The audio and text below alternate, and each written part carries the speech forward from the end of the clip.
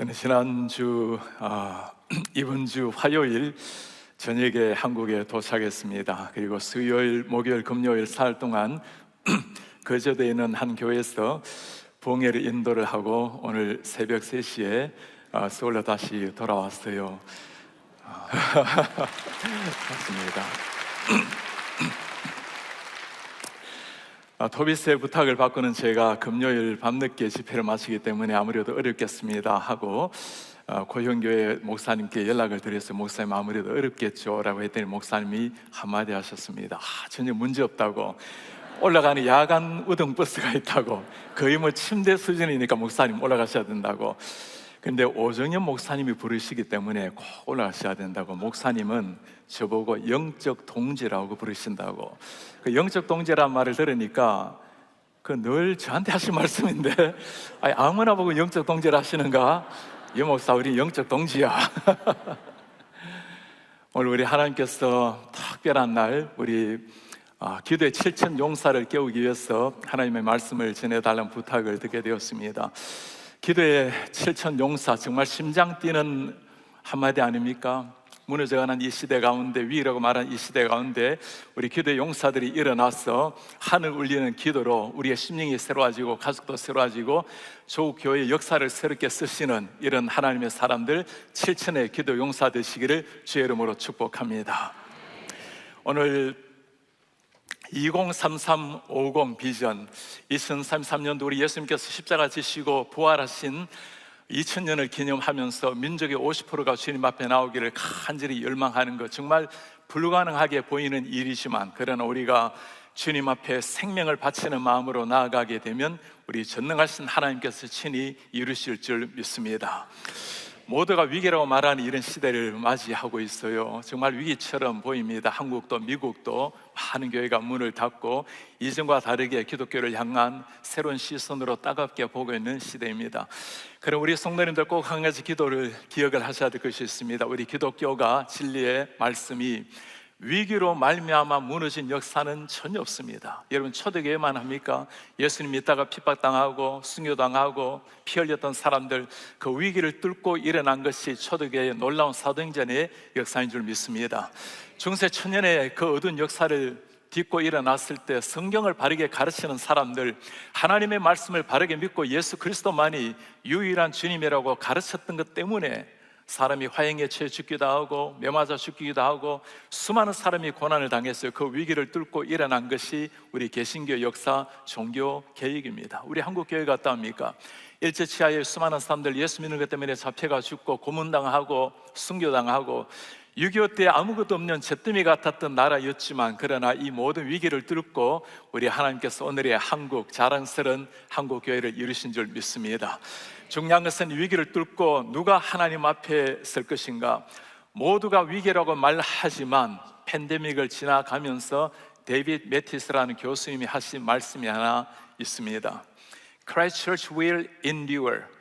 하나님의 교회는 반드시 견뎌낼 것입니다. 그리고 shine out all the clear. 그리고 더욱 찬란하게 빛이 날 것입니다. Hard times are good days to be Christian. 위기의 시대는 그리스도인이 되기에는 가장 좋은 때입니다. 정말 맞는 말이에요. 여러분 로마가 150년이 되었을 때는 기독교 비율이 0.07%였습니다. 10,000명 중에 7명이 그리스도인이었어요. 200년 세월이 지나고 350년이 되었을 때는 52.9%가 예수를 믿는 기독교 나라가 된 것입니다. 그냥 된 것이 아니죠. 누군가가 꿈을 품고 하나님의 복음을 위해서 삶을 던졌을 때 일어난 역사였습니다. 우리 토비스를 깨우는 사랑 우리 성도님들, 또 7천 기도의 용사들, 이 꿈을 가지고 조국 대한민국을 위해서 다시 한번 기도의 불꽃을 태워 올리시는 이런 하나님의 사람들 되시기를 축복합니다. 우리가 꿈을 꾸면 우리 하나님께서 하늘의 문을 여시고 친히 찾아오셔서 이루실 줄 믿습니다. 그 꿈을 가지고 온 세계 열방을 변화시킨 사람들이 있어요. 우리가 이름을 들어보셨을 모라비안 선교회입니다. 미국의 펜실베니아에 가면 베들레헴이라는 도시가 있습니다. 베들레헴 이름부터 굉장히 기독교적인 도시죠. 이곳에 초창기 때 약 300년 가까이 전에 모라비안 교도들이 그곳에 방문을 했습니다. 한 사람 한 사람 전도하기 시작을 했고, 때가 되어서 교회를 세웠는데 지금도 그 교회가 남아 있습니다. 한 1000명 정도 들어가는 엄청난 교회입니다. 이 교회는 아니고요, 이제 좀 이따 보이시기 바랍니다. 그 교회가 1000명 정도가 들어가는데, 그 당시 때 베들레헴의 인구, 사람 숫자가 800명 정도 되었어요. 무슨 말일까요? 앞으로 영국에서 다양 유럽에서 건너오는 모든 사람들을 복음화시키겠다고, 아직까지 800명밖에 되지 않은 인구인데 1000석이 되는 예배당을 세웠던 사람들, 그것이 전 세계를 하나님의 말씀으로 물들였던 모라비안 교도들의 정신이었습니다. 12명 중에, 성도들 중에 한 사람은 선교사로 떠났던 사람들. 우리 사랑교회 같은 경우는 적어도 7,000명은 선교사로 떠나야 되겠죠. 우리가 서 있는 자리가 바로 선교시인 줄 알고 우리 7천의 교도 용사들 하나님 앞에 무릎을 꿇음으로 그 옛날 모라비안을 통해서 전 세계 그리스도의 피빛으로 물들인 것처럼 조국 강산을 하나님의 말씀으로 물들이는 이런 7천 교도 용사 되시기를 주의 이름으로 축복합니다. 어떻게 이런 역사가 일어날 수가 있었을까요? 그 모라비안 교도들 가운데 특별한 일이 하나 일어났습니다. 진젠 돌포라는 사람이 하나님 앞에 변화를 받고 그가 이어받은 유산, 그 땅에 교회를 세웠어요. 많은 또 돌아가는 사람들이 그곳에 정착하기를 시작했고 하나님의 말씀을 나누기를 시작했습니다. 진젠돌프, 그의 인생에 딱 한 가지 소원, 한 가지 좌우명, 내 인생의 유일한 꿈은 예수 그리스도, 유일한 관심은 오직 십자가, 그 정신으로 하나님의 말씀을 나누기를 시작했어요. 1727년도 8월 13일이었습니다 우리처럼 말씀을 나누는 가운데 하늘의 문이 열리고 하늘의 영이 그들 위해 임하기를 시작했습니다. 많은 사람들이 변화를 받고 성령으로 충만하게 되고 하나님의 영이 임하게 되자 그들 가운데 일어난 것이 기도의 영이었습니다. 기도가 끊이지를 않는 거예요. 기도 불씨를 끊지게 하지 말자고 24시간 기도하기를 시작했습니다. 끊임없이 기도하는 사람들이 나오게 되자 우리가 기도의 불꽃을 계속 이어가자고 하루에 1시간씩 중보 기도자가 나왔고, 사흘 동안 기도하자고, 7일 동안 기도하자고, 열흘 동안 기도하자고, 그렇게 하루 한 사람이, 때론 두 사람이 1시간씩 중보 기도를 한 것이 10년이 되었고 20년이 되었고 100년 이상 그 기도의 불꽃이 이어지게 되었어요. 여러분, 아까 그 교회 한번 보여주시겠습니까? 이 교회가 바로 그 기도의 불꽃이 내렸던 교회고 전쟁 후에 약간 보수한 것이지 옛날 그들의 모습을 가지고 있어요. 기도 역사가 일어났던 사람들, 그들은 하나님 앞에 자신의 교회뿐만 아니라 독일 땅뿐만 아니라 체코, 유럽뿐만 아니라 온 세계 열방이 하나님 앞에 돌아오기를 간절히 기도하기를 시작했어요. 제가 지난해 그 모라비안 선교회의 흔적이 있는 땅을 방문을 하게 되었습니다. 기도하는 모습을 보고 정말 심장이 타올랐어요. 기도 망대 이름을 한번 보시겠습니까? 저 곳에 올라가서, 저 사다리를 타고 올라가서 저곳에 전 세계 열방을 향해서 지도를 그려놓았습니다. 하나님, 이 땅을 우리에게 달라고, 전 세계 열방을 우리에게 달라고 그렇게 기도했던 사람들, 이들을 두고 우리가 hourly intercessor, 1시간의 중보 기도라고 부르고 있어요. 기도를 하기 시작하자 그들의 눈이 그들 자신뿐만 아니라 전 세계 열방을 향해서 열리기를 시작을 했어요. 전 세계 사람이 주님 앞에 다가와야 되는데 선교가 시작이 된 겁니다. 1732년도에 웨스트 인디즈라는 사인트 토마스라는 그 섬에 흑인들을 데리고 가서 노예로 부렸던 사람들, 그곳에 그 흑인들을 위해서 누군가가 선교사로 갈 사람이 있겠냐고 26명이나 되는 사람들이 자원해서 선교사로 나가겠다고 나왔습니다. 그 가운데 두 사람만 뽑아서 니치만이라는 사람과 도브라는 두 사람만 뽑아서 선교사로 보내었어요. 흑인들을 위해서 복음을 전해야 될 사람들입니다. 자유인들이 어떻게 들어가겠어요? 자신의 신분을 노예로 만들어서 들어가서 복음을 전했던 사람들. 제가 몇 년 전에 그 세인트 토마스를 다시 한번 순례를 한 적이 있었습니다. 그 조그마한 섬에 모라비안 선교 교회가 20개가 넘었어요. 모든 사람들을 복음으로 삼기 위해서 자신들의 삶을 던졌던 사람들. 우리 사랑하는 성도님들, 오늘 토요일 새벽을 껴서 주님 앞에 간절한 이 시대의 비상을 간구하며 기도하는 성도님들, 그리고 7천 용사로 주님 앞에 나와서 삶을 드리기로 결단하신 분들, 그리고 결단하기를 원하시는 분들, 우리 가슴 속에 한 시대 세계 선교를 향해서 가슴이 토할랐던 그 모라비안 선교의 그 심장, 내 가슴에 예수 그리스도 십자가 위에는 아무것도 없다고 사도 바울이 외쳤던 그 심장이 우리 가슴속에 새겨지는 이 새벽이 되시기를 바랍니다. 누가 그렇게 기도하고 누가 그렇게 살아갈 수 있는 사람일까요? 우리가 살아가는 것이 영적인 전쟁이라는 것을 정말 아는 사람입니다. 모두가 다 육신을 가지고 땅 위에 100년을 살아가지만, 그럼 우리의 삶이라는 것은 공중의 권세 잡은 사탄과 함께 싸우는 영적 전쟁이라는 것을 정말 아는 사람이 할 수 있는 것이 주님 앞에 꿇는 무릎입니다. 그렇게 해서 한 분이 누구십니까? 우리 예수님 아니십니까? 주님께서 세상에 오셨을 때 예수께서 세례를 받으시고 성령이 그 위에 임하셨을 때 기도함으로 물 위에 나오셨습니다. 주님께서 사역을 하시기 전에 먼저 하신 일이 뭐죠? 광야에 가셔서 40일 동안 금식으로 기도하셨습니다.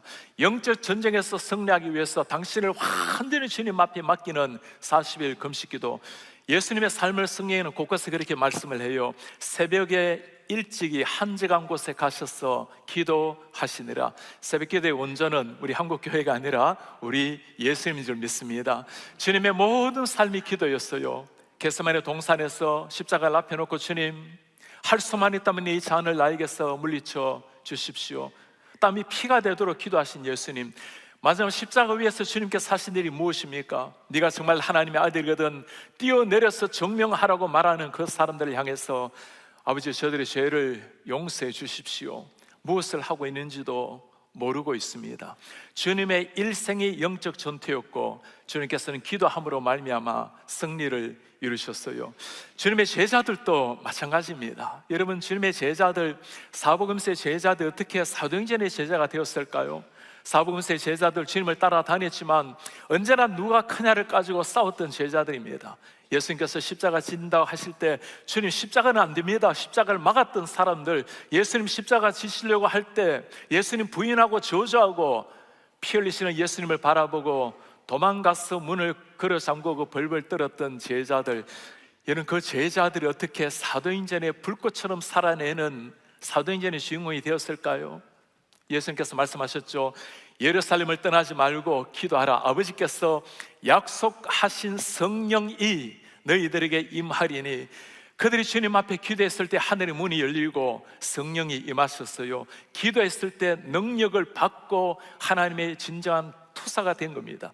복음을 전하다가 매를 맞았을 때 베드로가 뭐라고 말하지 기억납니까? 내가 어떻게 감히 스승 예수님이 당한 고난을 당할 수가 있단 말인가?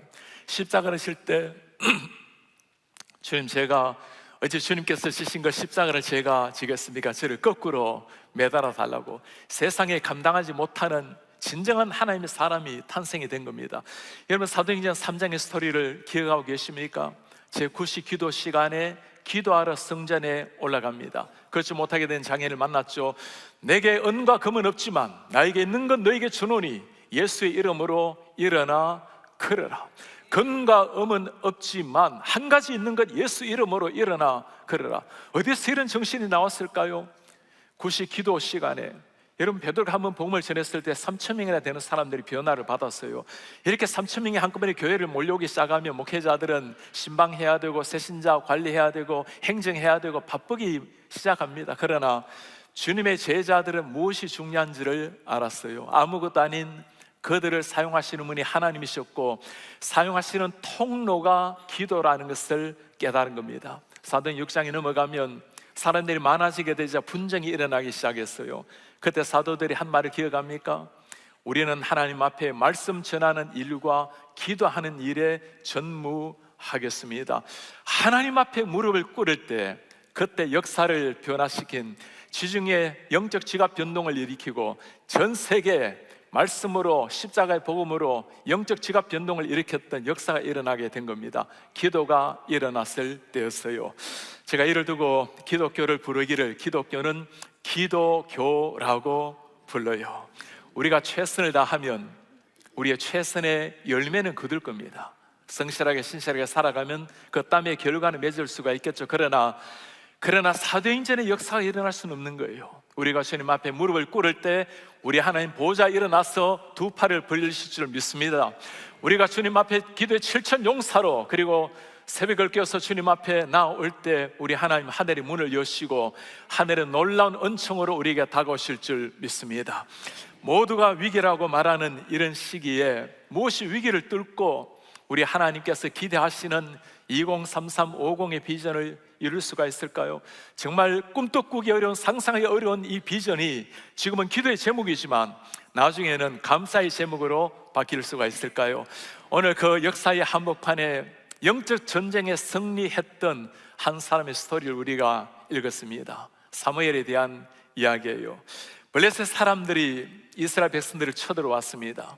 속수무책으로 죽음을 앞에 둔 이스라엘 백성들 모두가 전쟁 준비를 해야 될 이 상황에 사무엘은 알았어요. 이것이 영적 전쟁이라는 것을 깨달은 겁니다. 영적 전쟁의 승리의 비결은 사람의 칼과 창이 아니라 하나님이 났어야, 하나님이 일어나야 하나님의 손에 있다는 것을 깨닫게 된 것입니다. 사무엘이 맨 먼저 한 일이 무엇일까요? 정예 병사들을 모으고 전략을 짜는 일이 아니었습니다. 3절 말씀 한번 보시겠습니까? 사무엘이 이스라엘 온 족속에게 말합니다. 만일 너희가 전심으로 여호와께 돌아오려거든 이방신들 아스타롯을 너희 중에서 제거하고, 먼저 우상을 제거하라고 말합니다. 너희 마음을 여호와께로 향하고 그분만을 섬겨라. 그리하면 하나님이 너희를 블레셋 사람의 손에서 건져내시리라. 할렐루야. 이방신을 버리고 하나님 앞에 나오라. 여러분, 이게 이해가 됩니까? 하나님의 선민, 하나님의 특별한 선택을 받은 하나님의 사람들이 하나님을 버리고 우상을 섬기는 사람들. 왜 이렇게 이스라엘 백성들이 가나안 땅 들어갈 때부터 우상을 섬길까요? 바알 신상을 보면 고고학자들이 바알의 토판을 파헤쳐 보면 바알이 두 손을 들 모습이 나와요. 한 손에는 번개를 들고 있고 한 손에는 천둥을 들고 있습니다. 여러분, 번개 치면 불이 떨어지죠? 천둥 치면 비가 내립니다. 불과 물을 다스리는 신이 바알 신이라고 생각을 한 거예요. 농경사회, 목축사회의 제일 중요한 것이 무엇입니까? 때에 맞는 비입니다. 그러니 저 바알을 잘 섬기면 때에 맞는 비를 내리고 자신의 먹고 사는 문제, 풍요의 문제, 많은 자녀를 줄 수 있는 다산의 은혜를 입으려고 우상을 섬기고 있는 사람들. 여러분, 이 사람들이 누구죠? 저 이스라엘 외곽의 사람들이 아닙니다. 이스라엘 백성들이에요. 하나님의 이름을 모르는 것은 아니었지만 그러나 이방 신상까지 섬기면서 하나님의 이름, 유일하신 하나님을 버리고 혼합 종교로 빠져버린 이 사람들, 그 사람들을 다 데리고 나와서 오늘 사무엘이 그들에게 하는 말입니다. 우리가 모든 우상을 다 버리고 하나님 앞에 회개 무릎을 꿇자. 지금 전쟁을 해야 될 상황에 회개 기도를 드리자고 하는 사람들, 우리 사는 성도님들, 위기라고 말하는 이런 시기 앞에, 블레셋 앞에 선 이스라엘 뿐이겠습니까? 영적으로 위기 속에 있는 오늘 대한민국, 무엇이 대한민국을 살려내겠어요? 우리가 하나님 앞에 무릎을 꿇고 회개 눈물을 쏟을 때 1907년에 일어났던 평양 대붕 운동처럼 우리 하나님께서 하늘을 가르시고 찾아오실 줄 믿습니다. 회개라는 것은 천국의 문을, 천국의 창을 깨끗하게 닦아줄 수 있는 창이에요. 여러분, 누가 회개하는 사람이죠? 죄가 많은 사람 물론이죠. 그러나 정말 회개하는 사람은 하나님 앞에 서 있는 사람이에요. 찬란한 하나님의 그 영광, 거룩하신 하나님의 영광을 바라보는 순간 그 앞에 나 자신이 죄인이라는 것을 깨닫는 사람. 여러분, 태양이 환하게 비칠 때는 밖에서 옷에 먼지를 조금만 틀어도 먼지가 확 펼쳐집니다. 그 거룩하신 하나님 앞에 내 모습을 발견할 때 그때 일어나는 게 회개예요. 오늘 이스라엘 백성들 하나님 앞에 회개 자리로 다 나오겠습니다.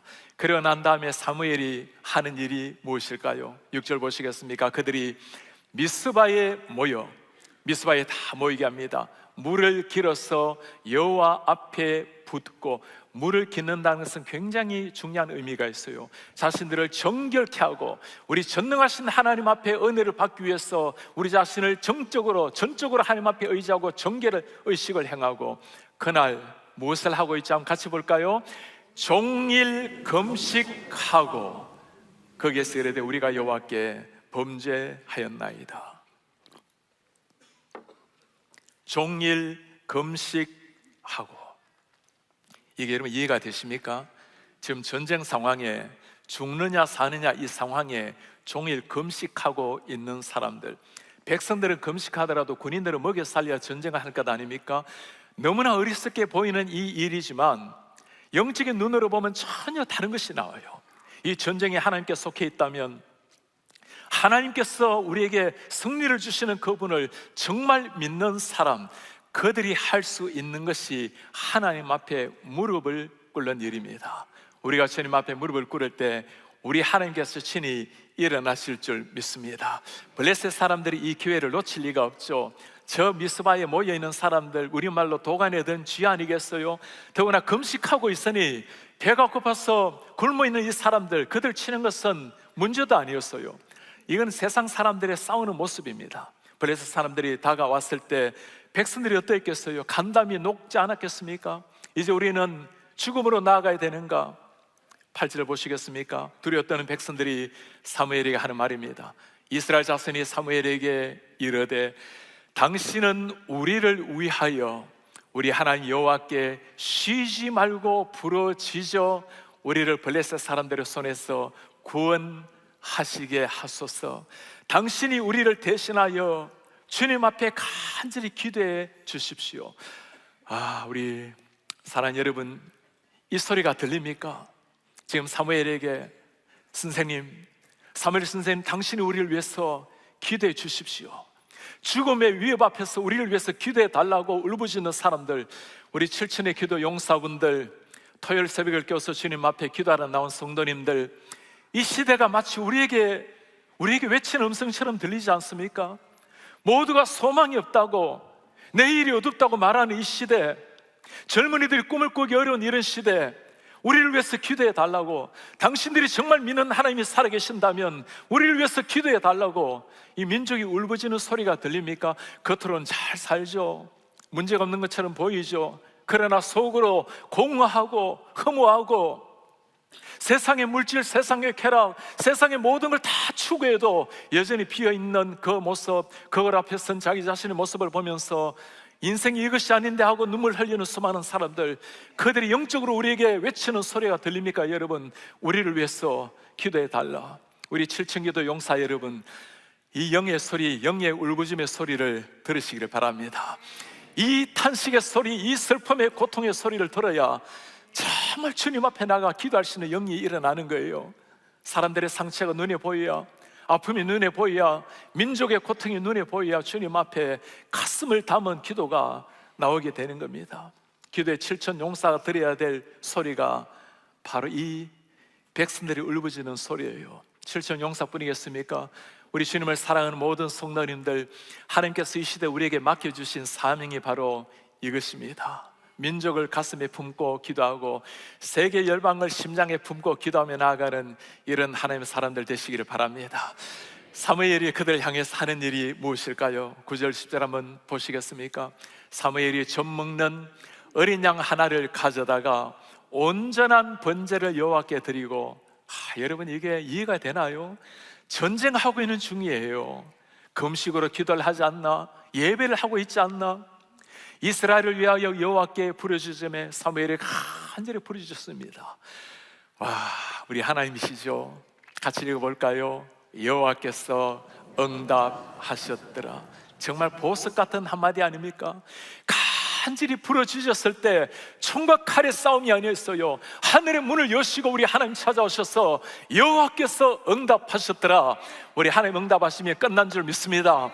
어떤 역사가 일어납니까? 사무엘이 번제를 드릴 때 블레셋 사람이 이스라엘과 싸우려고 가까이 오면, 그렇죠, 이게 진짜 절호의 기회가 아니겠어요? 그날에 여호와께서 블레셋 사람에게 큰 우레를 발하여 그들을 어지럽게 하시니 그들이 이스라엘 앞에 피한지라. 할렐루야. 보석 같은 한마디 여호와께 부르짖음에 여호와께서 응답하셨더라. 마른 하늘의 벼락이라는 게 바로 이런 말 아니겠습니까? 하늘에서 떨어진 저 우레가 블레셋 사람들의 철 갑옷을 뚫었어요. 마치 가을 바람에 씻겨가는 안개처럼 순식간에 사라져버린 사람들. 오늘 말씀을 보면서 정말 신기한 건, 놀라운 것이 한 가지가 있어요. 지금 누가 싸우고 있는 겁니까? 이스라엘 백성을 싸우기 위해서 블레셋 사람들이 왔어요.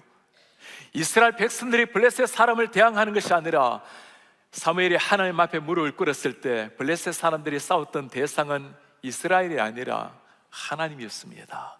우리 사랑하는 여러분, 우리가 하나님 앞에 무릎을 꿇을 때 하나님이 친히 우리의 용사가 되신 줄 믿습니다. God is warrior. 하나님 우리의 용사가 되셔서 홍해를 가르신 하나님, 여리고성을 무너뜨린 하나님께서 우리를 대신해서 싸우신다면 거기에 백전백승의 길이 있는 줄 믿습니다.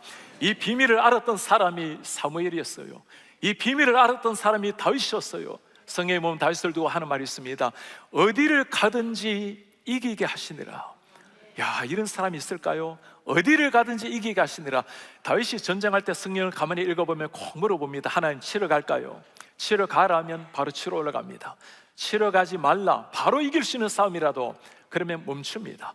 하나님의 뜻을 그대로 이루는, 하나님의 말씀에 그대로 순종할 때 다윗이 싸우는 것이 아니라, 사무엘이 싸우는 것이 아니라 하나님이 싸운 줄 믿습니다.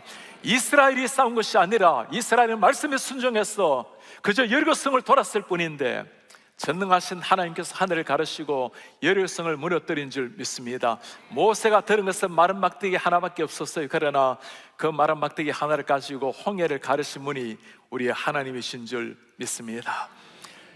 오늘 이 사무엘을 보면서 여러분, 하나님께서 이 사무엘을 어떤 눈으로 보시는지 그 하나님의 얼굴 표정 한번 생각해 보세요. 지금 죽느냐 사느냐 이 상황에 금식하고 하나님 앞에 예배를 드리고 하나님 앞에 간절히 무릎을 꿇고 있는 이 사무엘을 지켜보는 우리 하나님, 와, 믿어도 이렇게 100% 나를 신뢰하고 믿는 저 사람을 바라보고 우리 하나님 마음이 어떠하시겠어요? 주님의 심장이 뛰지 않겠어요? 이렇게 나를 믿는 사람이 있단 말인가? 이런 사람이야말로 정말 이 산을 들어 명하여 저 산으로 저 바다로 옮기라면 옮길 사람 아니겠어요? 그 사람이 옮길 수 있는 게 아니에요. 우리가 하나님 앞에 그렇게 기도하고 나아갈 때 우리 하나님이 친히 역사하실 줄 믿습니다. 하나님이 바라보시고 미소 지으시면 끝난 줄 믿습니다. 우리가 해야 될 일은 주님이 기뻐하시는 그 일 행하는 겁니다. 찰스 댄리가 한 말이 있어요. 모든 영적 전쟁을 무릎으로 싸우라. 그리하면 모든 전쟁에서 승리하리라. 3000년 전이나 2000년 전 초대교회나 140년 전 한국교회나 지금 오늘이나 똑같아. 영적 전쟁의 승리의 비결은 똑같습니다. 우리 하나님이 싸우시도록 우리 하나님께 올려드리는 겁니다. 저희 교회에 참 특별한 한 권사님이 계세요. 권사님께서는 우리 한국에서 전국 불교 여성 회장이셨습니다. 서울의 봉헌사회 기둥 많이 세우신 분이세요. 정말 철저한 불교 신자셨는데 하나님의 특별한 은혜로 주님을 믿게 되었어요. 제가 목회하러 갔을 때 우리 그때 성도님이셨죠. 목사님, 우리 남편을 위해서 꼭 좀 기도해 주세요. 교회는 같이 따라 나오는데 예수님을 만나면 좋겠어요. 기도 제목이 두 가지가 있었습니다. 한 가지는, 목사님, 제가 교회는 열심히 다니고 하나님은 믿는데 하나님을 꼭 한번 만났으면 좋겠어요. 매일 매 시간 예배를 다 참석하십니다. 모든 기도 시간, 새벽 기도 시간 지금 90이 다 되신 분이세요. 매일 우버를 타고 하루 빠짐없이 새벽 기도를 나오십니다. 기도를 마치면 본당 맨 앞에 무릎을 꿇고 2시간씩 기도를 해요. 주님, 나를 만나주세요. 2시간씩 기도하는데, 권사님 괜찮으세요? 이제 권사님이 되셨어요. 목사님, 이거 불교 때 바쳤던 신심에 비하면 기독교는 이거 너무 쉬워요. 이렇게 살아야 되는지 모르겠어요. 그렇게 하다가 2017년도 겨울이었어요. 새벽 기도를 마치고 제가 사무실에 있는데 문을 두드리면서, 목사님, 드디어 하나님이 저를 찾아오셨어요. 기도하는데 본당에 있는 십자가가 확 그 불덩이가 가슴에 차고 들어온 거예요. 내가 너를 사랑한다고, 내가 너를 사랑한다고 주님을 만난 거예요. 하나님께서 기도 응답을 해주신 거죠. 다른 기도 제목이 하나 있어요. 어릴 때부터 그 불심을 가지고 아들을 잘 키웠습니다. 서울법대를 나오고 한국의 사법고시를 패스하고 미국의 명문대학교에서 로스쿨을 또 나오고 미국에서도 변호 생활을 하시는 분이에요. 목사님, 내가 이 아들에게 신앙을 물려줘야 되는데 예수 믿도록 잘 믿도록 도와주세요. 이 아드님이 한 번은 교회에 그 부모님이 평생에 불교만 섬기시다가 늦음하게 내가 마지막에 인생 한 번은 그래도 선교를 가야 되겠다고 저 아프리카의 세네갈에 선교를 가겠다고 하시니까 그 80이 넘은 연세 있는 어르신들이 몸도 불편하신데 또 심장 스탠트까지 받으셨는데 가신다니까 못 간다고, 절대 안 된다고, 그래도 가겠다고 하니까 교회에 편지를 보내왔어요. 어머니 아버지가 조금이라도 안 좋아지게 되면 교회를 수하겠다고, 고소하겠다고. 시간이 흘렀습니다. 그분이 예수님을 만나게 되었어요. 신학교를 가게 되었습니다. 원래 목사 안수를 받게 되었어요. 할렐루야. 이분이 우리 하나님이십니다. 하나님 앞에 간절히 기도할 때 전능하신 하나님, 천지의 만물의 창조자 우리 하나님이 역사하실 줄 믿습니다. 우리가 해야 될 일은 간절히 기도하는 일이에요. 그때 우리 하나님이 친히 하늘의 문을 여실 줄 믿습니다. 저는 미국에서 박사과정에 들어갔다가 휴학을 하고 본래 중국에서 선교사로 조금 있던 곳에 선교사로 다시금 들어갔어요. 제가 하나님이 부르신다면 박사 공부를 할 것이 아니라 선교사의 삶을 드리고자 사역을 하다가 아무래도 선교사의 풀타임 콜링이 아닌 것 같아서 다시금 공부를 시작을 했습니다. 저와 함께 선교를 하셨던 분 중에서는 같은 방을 쓰셨던 분은 중국의 공안에 잡혀 들어가서 2달 동안 고문을 받으시고 18kg 몸무게 빠져서 정말 해골 같은 모습으로 한국에 들어오셨어요. 다른 한 분은 제 맞은편에 5층에 사셨던 선교사님인데 그분이 경찰이 공안이 밤 12시 나서 쳐들어왔을 때 정말 영화 같은 이야기죠. 침대 시트 찢어가지고 5층에서 창문 타고 내려오다가 3층에서 떨어졌어요. 그래도 돌아가시지는 않으셨는데 한국으로 추방을 당하고 그 여동생이 와서 눈물을 쏟으면서 우리 언니 어떻게 좀 해달라 하는데 이 중국에서 선교사 자체가 불법 아닙니까? 그 많은 사람들이 저렇게 고난당하는 것을 보고 제가 이 젊은 날에 공부한다는 것이 너무너무 주님 앞에 부끄러웠어요. 제가 해야 될 공부라면 남들보다 2배는 해야 되겠다고 보통 박사 공부를 하면 한 서너 과목 정도를 들어요. 7과목을 듣기 시작했습니다. 한 학기가 다 마칠 때쯤 되었어요. 공부에 몰입을 하다 보니까 점점 기도하는 시간이 줄어들고 말씀 읽는 시간도 그냥 근성으로 읽게 되고 그때마다 주님께서 양심을 두드려요. 그러면 안 되는 거라고, 기도가 우선이라고. 그럴 때마다 주님 아시잖아요, 제가 지금 7과목 하고 있는데 조금만 기다려 주십시오.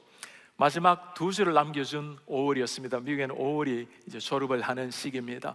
그때는 다른 미국 교회를 다니면서 순회하면서 설교를 했을 때였는데 한 교회에 2주를 제가 설교를 하기로 되어 있었어요. 이제 마지막 한 주가 남았습니다. 페이퍼를 거의 다 마감되어 가고 토요일 밤이 되었어요. 다음 주 수요일이면 다 끝나는 날인데 미국에는 5월이 되면 꽃가루 때문에 알레르기가 아주 심해요. 제 인도 친구가 밤 11시가 넘어서 찾아왔어요. 너무 알레르기가 심하고 차갑다 보니까 약국을 좀 데려다 달래요. 약국을 데리고 다녀오는데 제 차가 지오 메트로라고 딱정벨레 같은 조그마한 차예요. 기름이 보니까 다 떨어지고 빨간물이 들어와요. 내일 되면 기름을 넣고 교회를 가야 되겠다고 자는 둥 마는 둥 하고 아침에 일어나서 오늘 할 설교를 깊이 읽고 그리고 차에 시동을 켰습니다. 이게 기름이 다 떨어지다 보니까 시동이 안 걸리는 거예요. 이때는 뭐 해야 될까요? 기도요? 할렐루야입니다. 그래서 내가 기도하다 보니 마음을 쓰다 보니 시동이 걸렸어요. 차를 타고 가다가 신호등이 있길래 차를 세워놓고 오늘 할 설교를 읽는데 지난주 한 설교를 가져온 거예요. 드디어 하나님이 찾아오시는가 보다. 평소에 또 그렇게 기도하라 할 때 기도 안 했더니 이렇게 하나님이 찾아오시는구나. 시간은 보니 거의 다 돼갖고 기름은 없고 다시 기숙사로 돌아와서 오늘 할 설교 원고를 들고 내려와서 차 시동을 켜는데 완전히 차가 시동이 안 걸려요. 이때는 뭘 해야 될까요? 기도로 되는 게 아니에요. 여러분, 안수라는 거 이때 하는 겁니다. 제가 차 핸들 위에 손을 얹고 차야 너는 너의 사명을 다하라 간절하게 안수하고 명령을 했어요. 사랑하는 여러분, 기억하시기 바랍니다. 저도 가끔은 능력이 나가는 목사예요. 시동이 걸렸어요. 그리고 차를 타고 가는데 이게 여러분 기름 없는 차 타보셨어요? 오토바이 같아요. 가다 두두두 쓰다 가다 쓰다 가다 쓰다 이제 서면에는 영원히 못 갈 것 같아요. 그리고는 주일이다 보니까 차는 별로 없고 있는 힘을 다해서 밟았어요. 모든 신호등 다 무시하고 그냥 서면 끝날 것 같아요. 그리고는 교회 이르렀는데 이미 늦었죠. 셀폰도 없는 시대 아닙니까? 많은 성도님이 나와서 목사님 아직 안 오시나고 기다리고 계세요. 아무 일 없다는 듯이 설교를 마치고 나왔습니다. 차는 이제 완전히 죽어버린 거죠. 그 기름 없이 멈춰있는 차를 가만히 보고 있노니 그게 바로 제 모습이었어요. 겉으로는 목사요, 선교사요, 신학 공부하는 박사의 모습인데 성령의 능력 없이 아둥바둥 거리고 있는 제 모습, 겉으로 멀쩡한 차이지만 기름 없이 나가지 않는 차. 조금 있으니까 변호사 한 분이 찾아오셨어요. 목사님 아직 안 가고 계십니까? 기름이 떨어졌어요. 가스스테이션이 가까이 있다고. 시동도 안 걸립니다. 그 어떻게 오셨어요? 그분이 1시간 정도 걸려서 기름통을 가지고 왔어요. 학교에 와서 기도실로 들어갔습니다. 주님, 제가 이러는 게 아닌데 잘못했습니다.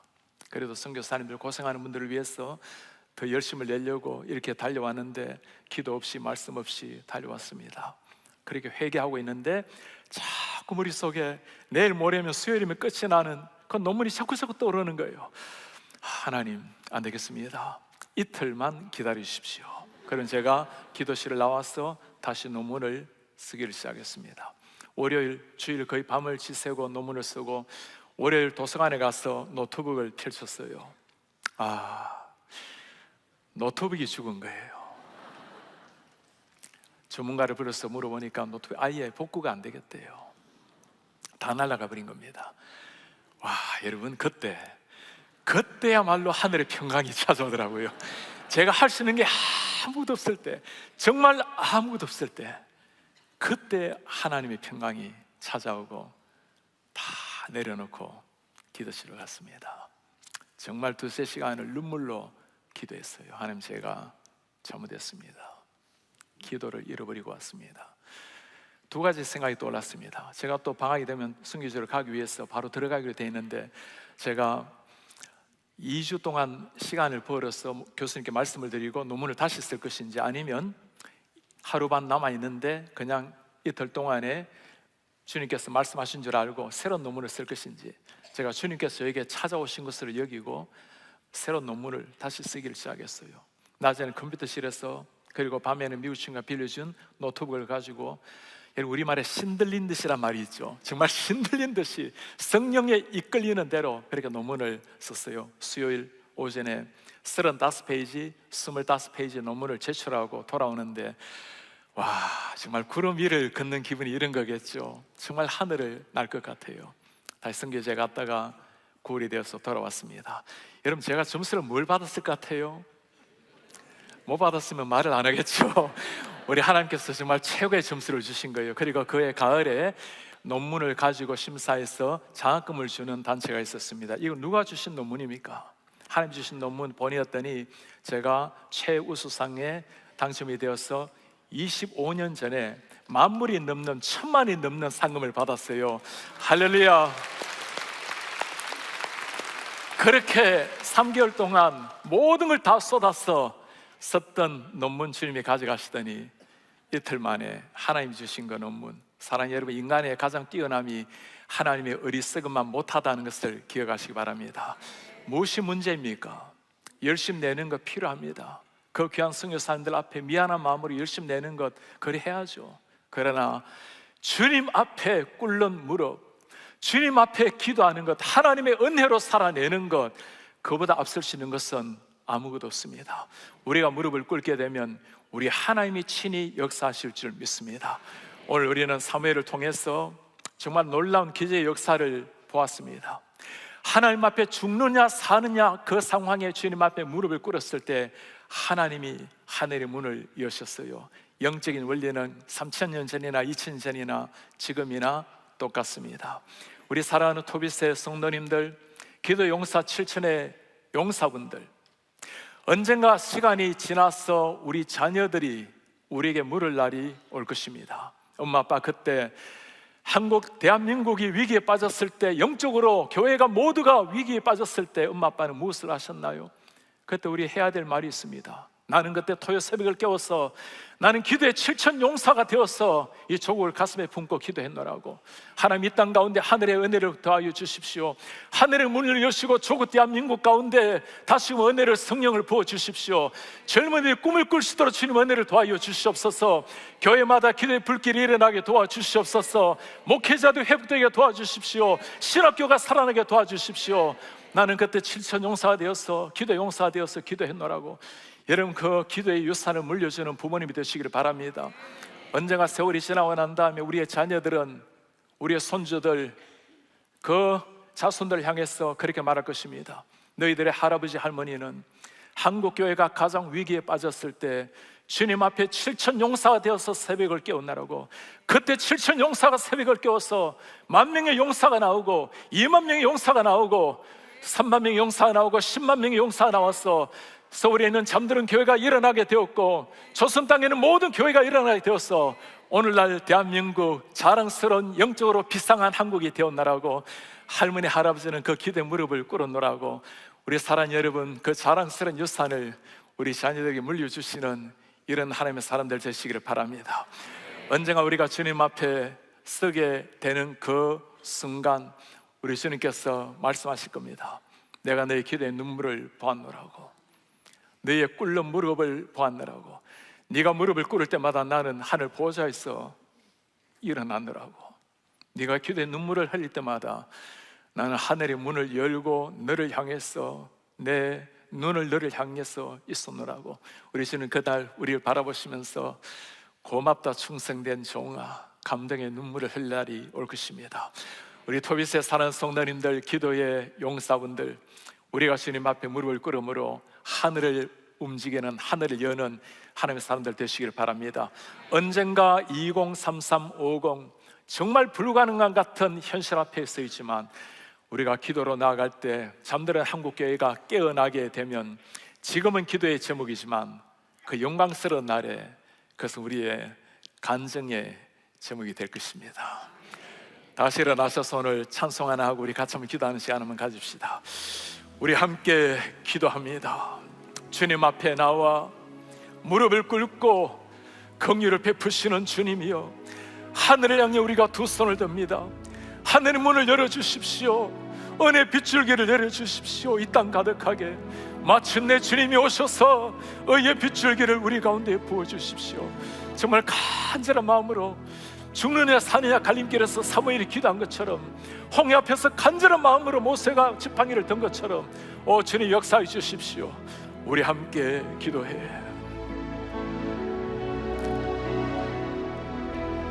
우리 함께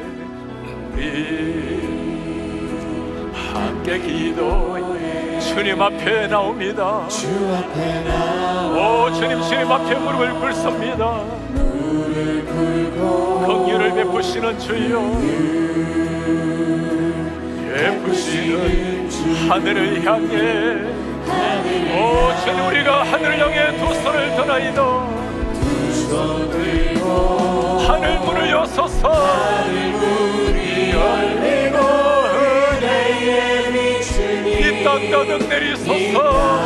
가득 내리도록 마침내 주셔서, 마침내 주셔서 우리 위에 부어소서. 함께 기도해. 주님, 오늘 우리가 주님 앞에 나옵니다. 우리가 주님 앞에 무릎을 꿇나이다. 주님, 우리 가운데 역사해 주십시오.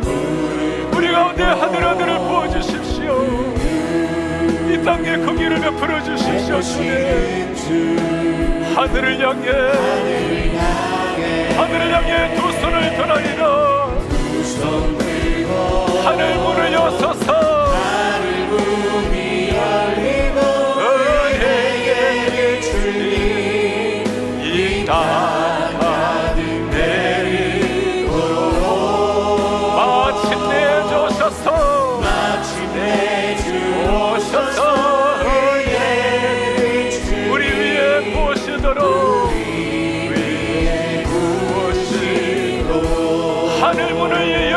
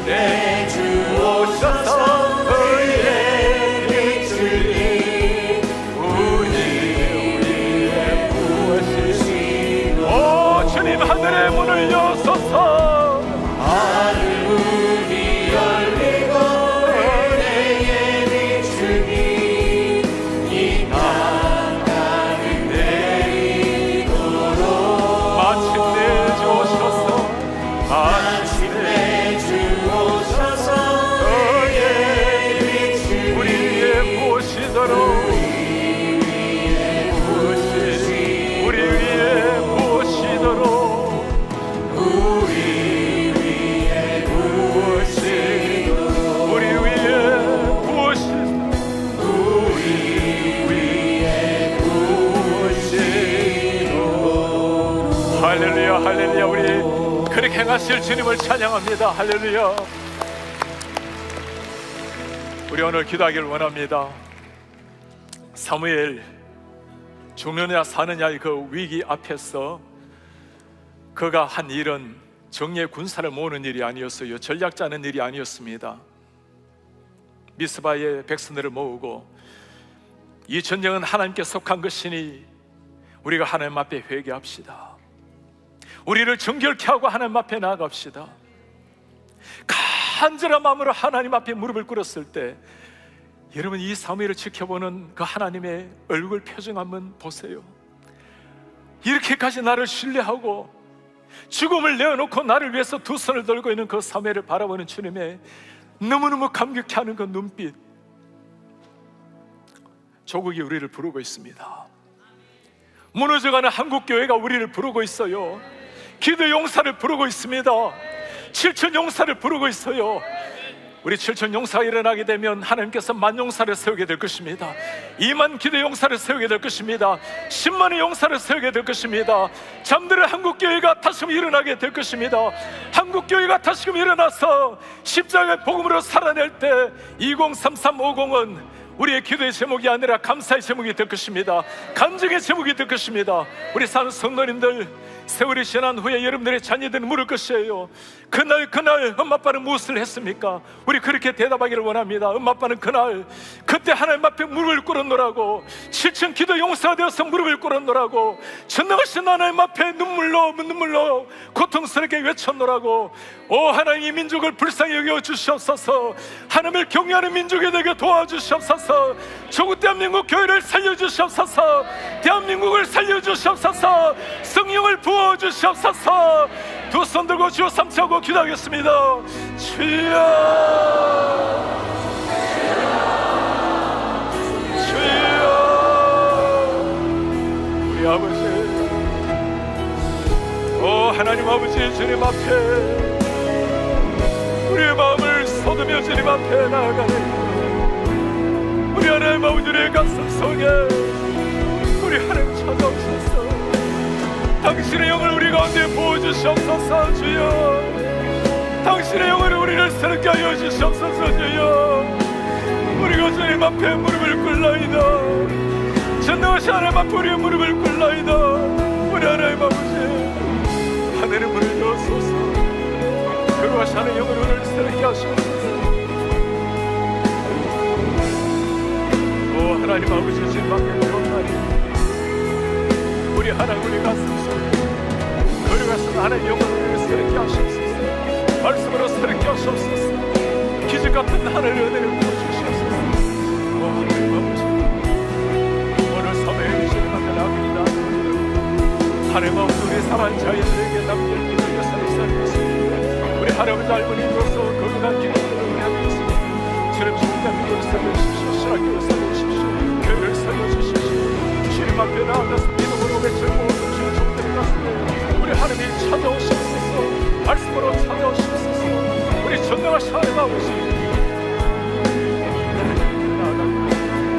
하나님 기도 용사를 실제 용사를 좋은 대한민국의 용사로 우리 기도 제목이 아니라 감사의 제목이 되고 간증이 될 수 있도록 우리 하나님들을 도와줘 주시옵소서. 오 하나님, 강우리 구하옵니다. 그렇게 하시도록 그렇게 해주시옵소서. 그렇게 진행하시옵소서. 그 나를 바라보는 기도하시옵소서. 오 하나님께서 참여해 주시옵소서.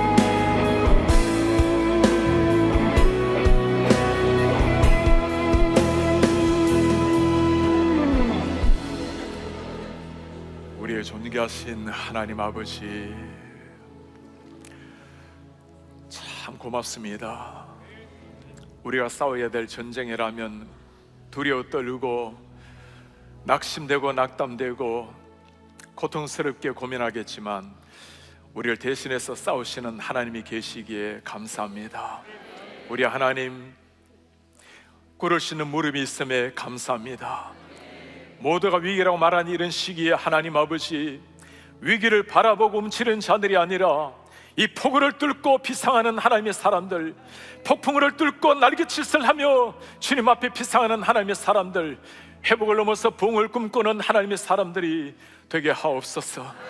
오늘 죽느냐 사느냐 위기 앞에서 주님 앞에 무릎을 꿇음으로 하늘의 문을 열게 한 하나님, 오 하나님 아버지, 우리가 주님 앞에 비옵나니, 우리가 주님 앞에 엎드리고 무릎을 꿇사오니 주여 하늘의 문을 열어주옵소서. 우리 하나님, 7천 용사를 일으켜 주시옵소서. 기도 용사를 일으켜 세워주시옵소서. 7천의 용사가 만년의 용사가 되게 하시고 2만의 용사가 되게 하여 주시옵소서. 사랑의 교회로 말미암아 불기 시작한 거룩한 성령의 바른 기도의 바람으로 말미암아 오 하나님, 잠들어 있는 서울의 교회가 깨어나게 도와주시옵소서. 우리가 함께 깨어나서 함께 이 시대 한국교회가 깨어날 수 있도록 은혜를 도와여 주시옵소서. 다시 한번 조국 대한민국이 성령의 바람으로 기대의 불빛으로 일어나서 오 하나님 아버지, 다시 한번 교회들마다 십자가의 복음, 부활의 복음으로 강단이 새로워지게 하시옵소서. 신학교의 십자가의 복음이 흘러넘치게 하시옵소서. 목회자들 가슴속에 부활의 권능, 순간 예수 그리스도가 십자가 위에, 심장 위에 새겨지게 하시옵소서. 오늘 토요새벽 교회를 깨운 사랑하는 주의 백성들, 특별히 어린 생명들, 오 하나님, 저들 심장 위에 하나님 십자가의 복음을 다시 한번 새겨주십시오. 부활의 감격의 복음을 세워주십시오. 숭고한 예수 그리스도의 찬란한 영광을 보게 하여 주시옵소서. 그렇게 땅 위에 사는 날 동안에 우리 하나님 주신 은혜를 따라서 주님 앞에 무릎을 꿇음으로 하나님의 승리의 역사의 통로가 되게 하옵소서.